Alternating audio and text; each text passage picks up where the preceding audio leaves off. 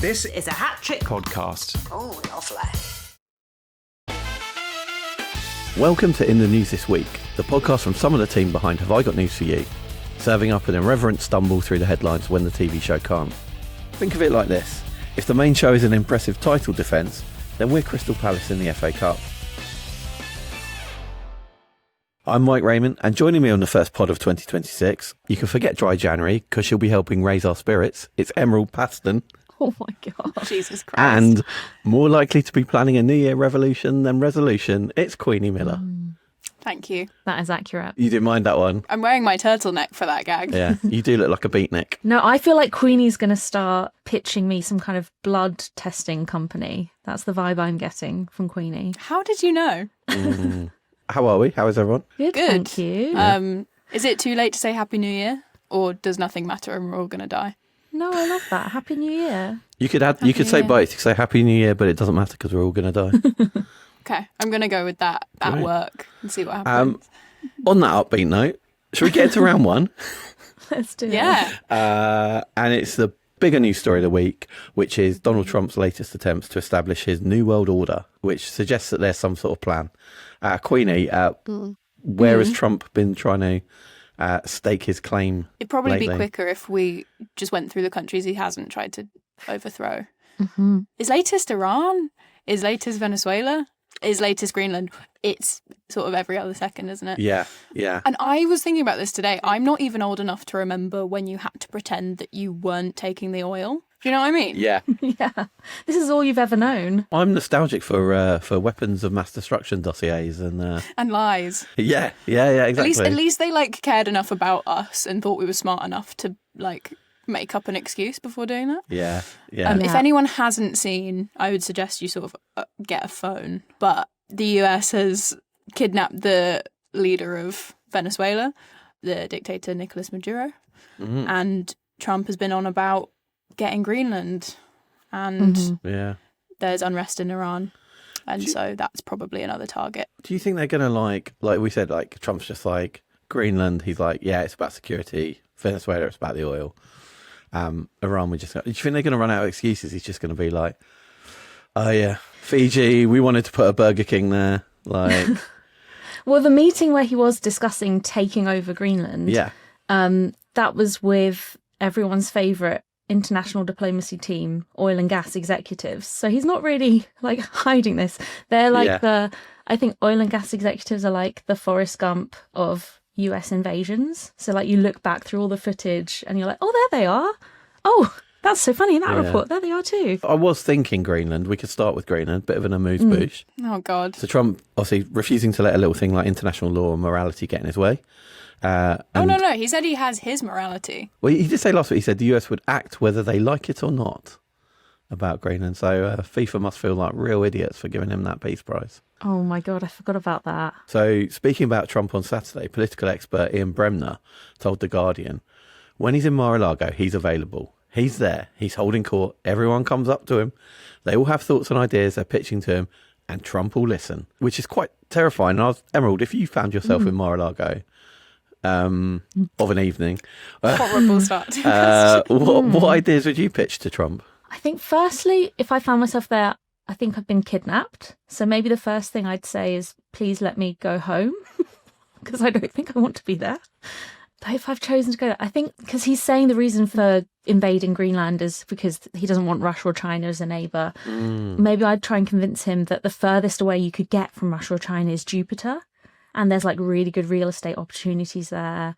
And King Charles, loves it. And maybe I'd just try and hope that he either goes to Jupiter, or I could maybe set up one of those kind of immersive rooms and make him think he's going to Jupiter. I don't know. I'm thinking on the fly. Hang on, I like this. You're going to make him think he's gone to Jupiter. Did you ever see the show Space Cadets? Yes, that's Channel 4. It was a Channel 4 show, yeah, where they put, you couldn't make it now, but they put a bunch of teenagers in a spaceship and they convinced them that they were flying out into space, but they were just in a big studio. like what they did with Jeff Bezos's friends. Right. I'd Space Cadet Donald Trump, basically. I love that. I like them writing him a letter from Charles going, I'm waiting for you in Jupiter. Obviously, as a lawyer, Keir Starmer's They must be horrified by Trump's disregard for international law. You'd think so. What's he had to say? Do you know, Queenie? In a roundabout way, he said, I reiterate my support for international law. However, he also said he supports the US's action in Venezuela. So I think we need to teach our Prime Minister what the phrase mutually exclusive means. Because you can't say both things. So essentially, he's still not grown a spine. My favourite, The Guardian described his response to Venezuela. They said it was, Starmer delivered a masterclass in hedging his bets. And that's one of the papers that's friendlier towards him. Where else has Donald Trump been threatening to intervene this week? Iran? Iran. Yeah. Economic strain and the repression of civil liberties have triggered nationwide protests, with Ayatollah Khamenei and Iranian authorities going to extreme measures to oppress dissent. Bringing it home a little bit, which, you know, in the 50s, the US and the UK started all of this. So it's just history repeating itself again, isn't it? But yeah. Yvette Cooper criticised Iran for not allowing peaceful protests, which is like, at times like these, I think of The Onion, the satirical news publication, The Onion, because she's the one who was arresting the old people for Palestine action protesting, for holding up signs. So my favourite quote from her, the Sunday Times had her quoted, Yvette Cooper quoted saying, "It takes real courage to speak up in an authoritarian regime," as she stared pointedly at Keir Starmer, preparing to take another call from Donald Trump. I don't think Britain can get involved in... I think historically, the West getting involved in the Middle East has always been really good for everyone. Well, so it has for the oil and gas companies. Well, exactly. To be fair. Yeah. Okay, so now we've suitably depressed everyone for the start of the year. But I have a question, Mike. So what would you do with a story like this on the TV show? How do you cover I have a guess. Stories where... Oh, yeah? We would let Ian say something actually informed and properly researched because he's a journalist, and then that would be it. Yeah. I mean, essentially, I think so. I mean, I think we cover all the angles we have covered. I mean, there's a lot of hypocrisy going on, isn't there? No one comes out of it very well, whether you're America, Britain, Iran. You know, there's no real good... It's even like Denmark. It's like Greenlanders. Denmark have got a terrible track record of... They're not very nice to the Greenland. So the idea that it's like...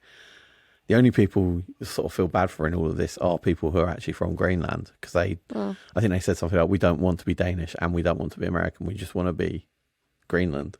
Yeah. And goes for the public of Iran and Venezuela as well. Yeah. I imagine we do something like, because, they've shut the internet off in Iran. Yeah. It's terrible. I imagine going, that's really terrible, but, there are some upsides. And then we play in a, like, Keir Starmer TikTok or an Ed Miliband TikTok. Yeah. I guess the good thing about the show is it doesn't shy away from talking about these things. And it's quite hard to avoid. Totally. Right. Brace yourselves for a segue.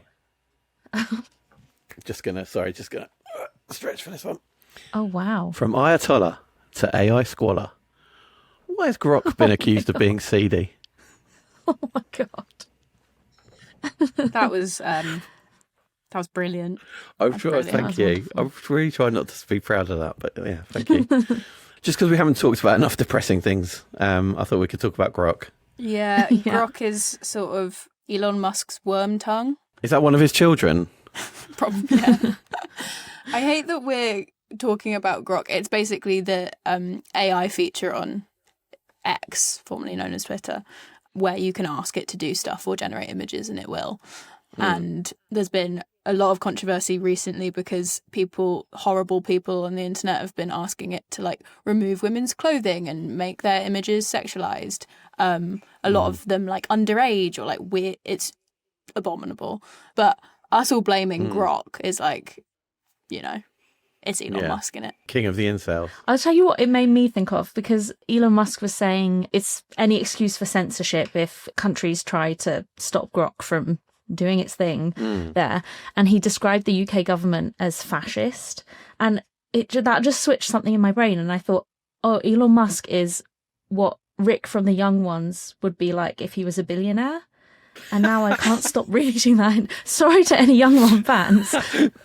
I am too, but it makes sense when you think about it. That's a really depressing sequel to The Young Ones. I know. If Rick became a tech billionaire. Yeah, a tech bro Rick. Calling everyone else fascist. I can kind of see it. So So he's had a bit of a ding dong with the British government, who are rightly gone, this is out of control and it can't be. And I don't know if you saw that their attempt to try and resolve it was X made it so you can't generate AI images using GROK unless you pay. So sort of like sexual immorality, but only if you're rich. It's sort of like an online Epstein Island, isn't it? It's sort of like, Oh my God. Yeah. it's been a big week for women haters, hasn't it? Like Ayatollah, Trump, Yeah. GROK. Well, there was an announcement this week in the UK. Technology Secretary Liz Kendall, who's inexplicably in the government, announced on Monday that the government will be implementing a law this week to tackle the creation of such images.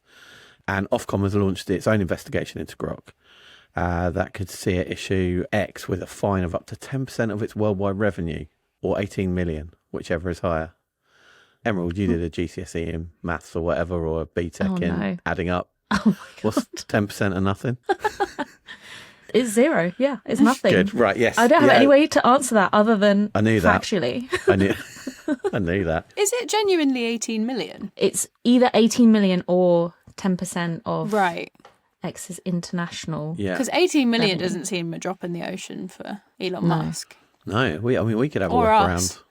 Yeah. I saw there was a story about David Lammy and what he's been doing in this area, and he said that he'd spoken to JD Vance about the issue and that JD Vance had expressed concern about it and said he agreed that it was unacceptable. So basically he's trying to like big up this conversation. It sounds like David Lammy just went, oh, this is bad, this GROK stuff. That sounds like JD Vance going, yeah, no, you should totally do something about that. Yes. Yeah. I actually think JD Vance has a right to be concerned about it because he's the most memed member of the US government. He had all of those, remember those like baby edits and the spinny hat thing, which is really funny. So he's probably quite butthurt about people using AI. Didn't he wear recently? I might have dreamt this. I can't. You have to tell me. JD Vance is in your dreams. He was wearing a T-shirt of the meme of himself. Yeah, because he thinks he's really cool and that he's in on it. And actually, I mean, to it be made fair, it that is not quite funny. anymore.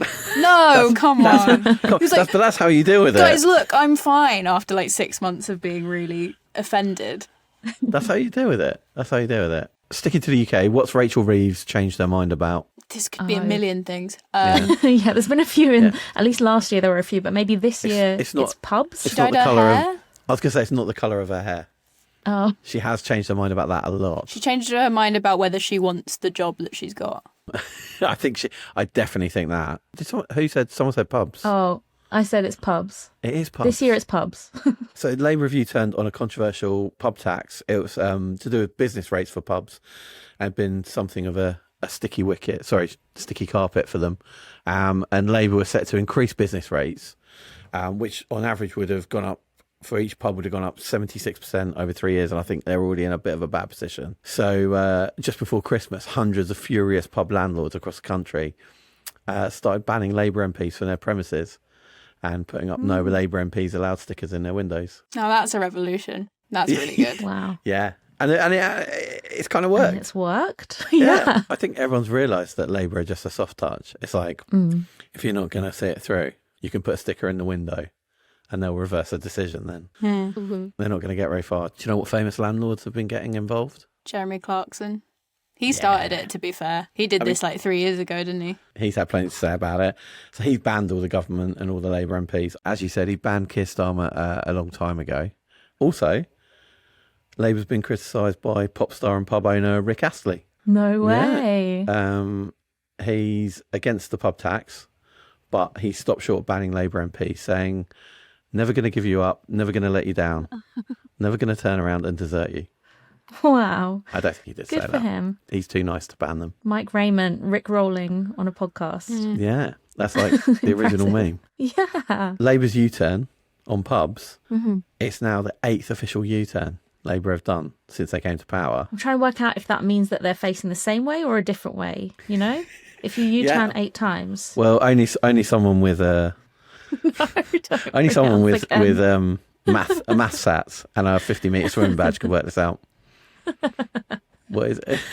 I'm not rising to it. You're not. Well, hey, look, you don't look. I'll put you out of your misery. You don't need to Google it. When I can do what the main show does, and offer you a chart rundown. Oh. Are you going to do the music in the background? Producer Diggory, run the rhythm. Oh my God. No way. New in at 8, it's pub taxes. In at 7, it's old favourite, it's inheritance tax on farmland, which was watered down before Christmas. Staying at 6, it's the much talked about hike on income tax, which never happened. Down 2 places at 5, it's national insurance tax. A high flyer at 4, it's the government weaselling out paying compensation to waspy women. At 3, we have the decision to not hold a national inquiry into grooming gangs. At 2, it's a non-mover and another week in the charts for the U-turn that kicked it all off. It's restoring winter fuel payments for the elderly. And at 1, the biggest undisputed Labour U-turn is on its controversial benefits cuts, which, let's face it, was a terrible idea and a cruel idea that seems to have been written on the back of a beer bat, but hey, the government reversed it, so not only are they heartless, they're also cowards. And that concludes the charts. I feel really informed. That was terrifying, but great. That's how we like it.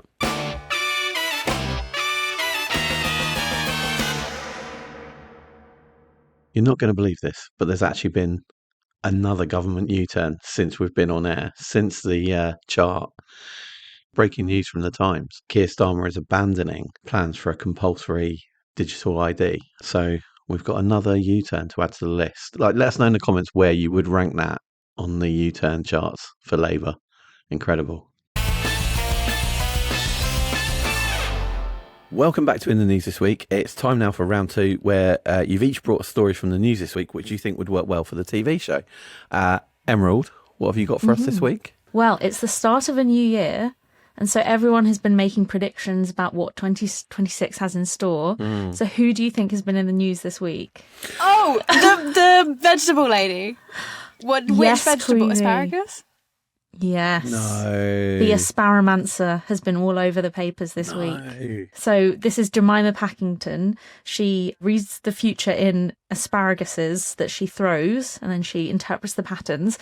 And we spoke about her in 2024. Yes. And she's been on a bunch of morning shows. Do you remember what prediction she made about the American presidency? 4 more years. 4 more years. Did she back Trump? No, she predicted Michelle Obama would be the next president after Biden. She's thick. Sorry. Wow. Is that how long ago we did it? Yeah, 2024. Oh wow. So do you want to know what the asparagus says is in store for 2026? She firstly spoke about politics, and she warned it's going to be carnage. That's not a prediction. Cheery That's start? just reading the news every day. That's just politics since the dawn of time. She said, I don't get too political. Okay, she predicted Brexit one year, so she does get political. That this year the EU is going to be relying less on the US, and the US is going to suffer because of this, is her prediction. I mean, one of those things is true. This is I imagine people go to fortune tellers and say, I could see someone in your past with an initial in their name. She's predicted a general election. Well, the asparagus have predicted a general election. Yeah, this we year. got to remember that this is the asparagus. Everyone. Oh, she said this year, not in the next 3 to 5 years. No, she said this. The asparagus really want Keir out. So Oh, wow. This is the one big swing I think she's taken. Yeah. The asparagus has taken. What has she predicted about sports? It's got to be involved the World Cup. She's predicted that England will win the World Cup. Wow, you think more highly of her than I thought, no. Mike. Because she predicted that UK football will have a tremendous World Cup, which is a very, very vague word. I mean, not to get myself in trouble again, but also, as we know, UK does include Scotland. I know. So, I was thinking this, and they've qualified historically, right? yeah. It's a big historic qualifier for Scotland. Yeah, I've got to be really careful what I say here. Quick, move on. Yeah. Don't get Mike talking about I Scotland genuinely again. feel again, that's just the sort of thing that thing you like, something good's going to happen with that. It's so true. She also said some very well-known former sportsmen will fall out of favour with the British public, but others will go from strength to strength in new careers, which is the same as saying famous sportsmen continue to exist. I'm predicting Andy Murray on the Traitors. Oh, I don't know how he could. He's just boring, isn't he? So he'd fall even more out of fame. Sorry. They put him and Judy on and pretend that no one knows that they're mother and son. Yeah, you're so right. I feel like the asparagus has lost their touch. Do you think? If she ever had it. Well, okay, what about this one? Her final 15th prediction. What has she predicted about the British Asparagus Festival? Oh gosh, I don't know. That it's going to smell really good. It's going to be hosted by. It's going to be a bumper year for the asparagus festival.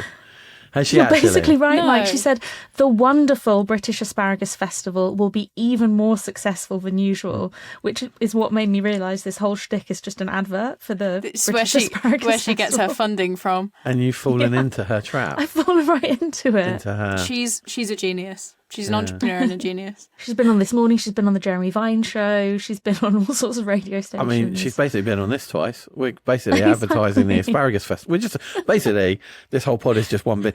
This is actually, the podcast is going to start now. Everything you've heard up until now has just been an advert for the We do subliminal Asparagus messaging podcast. for the Asparagus yeah. Festival. It sort of flashes up on your screen now we're doing video. Well, great. Thanks for bringing us that advert, Emerald. This episode is sponsored by Asparagus. Yeah. Queenie, what have you brought for us? I'm just going to say the headline. Okay. I homebrewed a beer vaccine. It gave me immunity to a virus. Is Now, this is definitely like a Oh my 45-minute God. YouTube video I would watch in the middle of the night to go to sleep. Queenie, but- do we need to talk about where you're getting your news from? This is from the God. Times. Wow. No, this is the latest from RFK Jr.'s Department of Health. Yeah, I was just thinking that. No. Wow. So, an enthusiastic home brewer in the US believes he's created the world's first beer vaccine. So you'd think he's some sort of nut job. He's a virologist from the National Cancer Institute. Oh, wow. So this is legit. He's a real life. I'm ecstatic. Wow. He's a nut job with some kind of qualification. Yeah. Chris Buck has said his Lithuanian-style farmhouse ale appeared to immunise him from a virus linked to certain cancers after drinking about 2 pints a day. And when I read that, I was like, he's just telling his wife he needs to drink 2 pints a day to cure. I'm curing cancer over here, actually, love. Yeah. Yeah, hand me my Carlsberg. Basically, vaccines are often made inside insect cells, but they can also be created in yeast cells. There's like this tricky purification process where you have to like strip everything else away to leave a protein particle for the injection. And this guy was like, it occurred to me, maybe we don't have to purify it. Perhaps the yeast could simply be eaten or drunk in a foaming pint. He drank about 2 pints a day and then conducted regular blood tests in the months that followed. These tests suggested that he'd developed antibodies against 2 types of BK polyamivirus. Wow. He said, I literally felt weak at the knees. I could see this meant that the vaccine could Probably be a He'd food. had a few beers. He'd had- Yeah, he will tend to do that. I conducted a few literally tests. felt like my vision was Yeah, blurry. yeah. I couldn't walk in a straight line afterwards. And I could go outside without a jacket on and feel nothing. But his point was that if it can be food, then like food's easier to regulate and people will be happy about taking it. Yeah. Can I just say, I really like that he specified that it was like a Lithuanian beer. Absolute beer nerd. He's like pairing his vaccines with different. He's like, if you want to be vaccinated against rubella, can I recommend an IPA? Absolute hipster. I've thought of what he can call this Oh, medicine, yes. though. Ibuprofen. Oh, chef's kiss. And we're stopping the podcast Yeah. there because there's not a better pun. No, yeah, it's that's incredible. I would say that was an excellent story, Queenie. I thought I'd bring a bit of good news for once, and I think that'll be the last time. Ever. Happy New Year. It's time for the missing words round now, where I'm going to read out some headlines from the past week, and you just need to fill in the blanks. First up, Oxfordshire man brings what from Japan to help tackle crime? Oxfordshire man brings all 3 first-generation starter Pokemon from Japan to help tackle crime. Excellent. I had a similar one. I had Oxfordshire man brings Pokeballs the size of an adult man from Japan to help tackle crime. Then you throw one of them at a fleeing criminal. ICE would love that. Actually, they probably wouldn't. Right. It'd be very conflicting for them. Foreign tech. I also had Oxfordshire man brings a sense of decorum from Japan to tackle crime. Very nice. Also, I'll say congratulations to you both for resisting saying Godzilla. I'm actually not a nerd. Says the person who brought up Pokemon. I'm never going to beat the allegations. No, we're all nerds here. No, the answer is Oxfordshire man brings Hyoshigi from Japan to help tackle crime. Any idea what Hyoshigi is? What is that? Is he their top detective? That's cool. I'd New watch Netflix that drama. HBO show. Same. Hayoshigi, Solves Crime in Peckham. No, it's Hayoshigi. It's a Japanese musical instrument. Although when you see the pictures, it's basically just two sticks, or wooden blocks, and you bang them together, which, according to the Times, makes an unsettling and sharp sound. The whole of London is an unsettling and sharp sound. So terrifying. Queenie, you would absolutely love it. There is, I don't know if I can share my screen. That's the picture that the Times used. Basically, what you got for older looking people. Imagine the sort of people you'd expect to be on like a parish council or extras in Midsummer Murder, and David, the main guy, is brandishing with relish these Japanese blocks that he's clearly just whacked together, while the other three in their lovely puffer jackets and Barber and Tweed all pretend that it's made their ears bleed. But one thing to note about it, those people are not committing any crimes, so it's working. You can't see any car tyres being slashed, so Yeah. maybe you are onto something. So he goes out, this guy David goes out in his Oxfordshire neighbourhood 3 times a week. How do you think Legend. Yeah, 3 nights a week. How do you think the neighbours feel about the sound of him bagging his wood in the street? For anyone listening, Queenie's just left the chat and potentially the building. Queenie has to leave now. See, it worked. I'm really It worked. liking that I can do visual gags now. Yeah. I feel like it's long overdue. Everyone can see Queenie's general disappointment. Demeanour. Me putting my head in my hands. According to David, the response so far has been overwhelmingly positive, although the Times reporter who went out on patrol with him said passing locals managed a supportive smile. So is it stopping crime because the news people are doing articles on this and not reporting the crime? Well, basically, the bit of Oxfordshire they live in, there's been a lot of people there's been a problem with slashing car tyres, and David claims that since he started going out banging his wood, that's decreased. It seems very much according to David. The world according to David. David would claim that, wouldn't he? Yeah. Who's not happy with what David's doing? David's wife. Local birds. No, David's wife is Japanese, and that's where he got the idea from.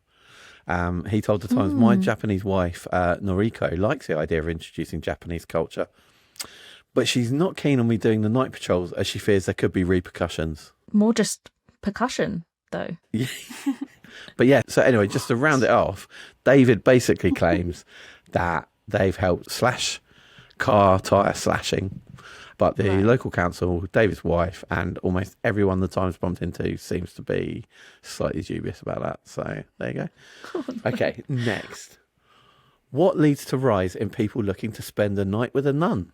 The sound of music leads to rise in people looking to spend a night with a nun. She's fit. Is it new HBO drama about sexy ice skating nuns leads to rise in people looking to spend a night with a nun? No, but it's closer. Is it £2,000 a month for a 5-bed house share in Finsbury Park leads to the rise in people looking to spend a night with a nun? Yeah. Who wouldn't? I would join a nunnery because it's free room and board. Well, genuinely, you're really sort of hovering around it. The answer is TV show Emily in Paris. There are nuns in Emily in Paris? People watch Emily in Paris? Yeah. Are you joking? I absolutely love Emily in Paris. But You're joking. No, genuinely, I think like... it's, I'm not falling for this. Mike has similar French pronunciation to Emily on Emily in Paris. That's where I learned my French from. No, genuinely, I think it's fantastic. I just finished the latest series. Will she end up with Gabrielle? Won't she? What's going to happen with Mindy and Alfie? Alfie got done dirty in the last series. That's all I'm going to say. I didn't think my opinion of you could be lower. But yeah, basically in the latest series of Emily in Paris, obviously I don't need to tell you guys, she's with Marcello. Why are we still talking about this is important for the story. This is important for the question. Yeah. Right. And Marcello lives in Rome, so there's a bit of Emily in Rome. And while she's there, one of the other characters stays in a nun-run hotel in Italy. And people have gone, can you do that? And it's genuinely a thing. So there's been a rise in people looking to stay in guest houses belonging to religious orders. In convents. Yeah. Final missing word. Woman arrested for what with loaf of bread? Woman arrested for having open relationship with a loaf of bread.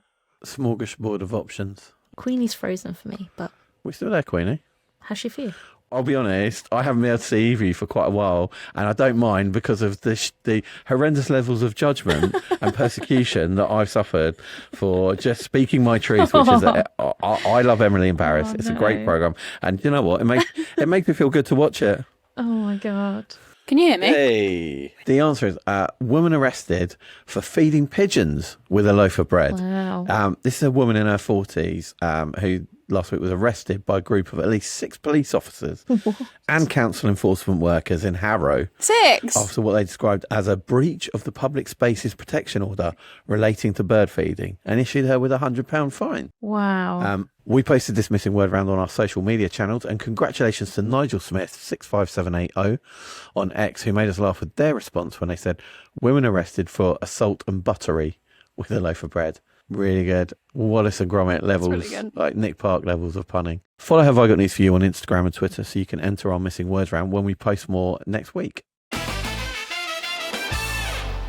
Thank you for listening to In the News this week. If you've enjoyed this episode, please give us a 5-star rating on Apple Podcasts or Spotify. For updates on the show, make sure you're following Have I Got News For You on Instagram, TikTok and Twitter. You can also, believe it or not, get in touch with us by emailing podcast@hattrick.com. That's hattrick with 2 T's. Make sure you're followed or subscribed to the podcast wherever you're listening to it now, and we'll see you here next week for another episode. Okay. You know, in the style of Emily in Paris. Au revoir. I don't know what to do with this information. I'm just speaking my truth. And your truth happens to be speaking French with a dodgy accent. It's berets and loveliness and Warhammer. And do you know what? If you can't handle that, then maybe you guys just go get a life. Oh my God. BRB going to get a life. In the News this week is presented by Jack Harris, Queenie Miller, Emerald Paston and Mike Rayment. The producer is Diggory Waite. The executive producer is Claire Broughton. And the music is by Big George. In the News this week is a Hat-Trick podcast.